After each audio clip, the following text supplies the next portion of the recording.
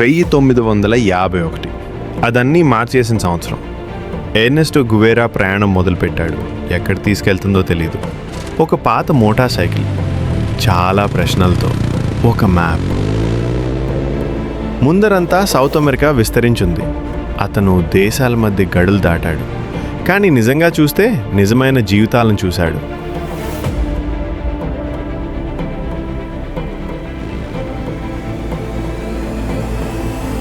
అభివృద్ధి దూరంగా ఉన్న ఊర్లు,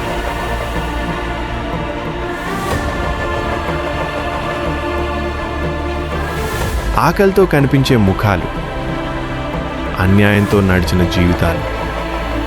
అతను విన్నాడు, చూశాడు, నెమ్మదిగా అర్థం చేసుకున్నాడు. ఇది పుస్తకాల్లో చదివిన ప్రపంచం కాదు. ఈ ప్రయాణమే క్లాస్ రూమ్ కన్నా ఎక్కువ నేర్పింది. ప్రతి మైల్తో అతనిలో మార్పు మొదలైంది.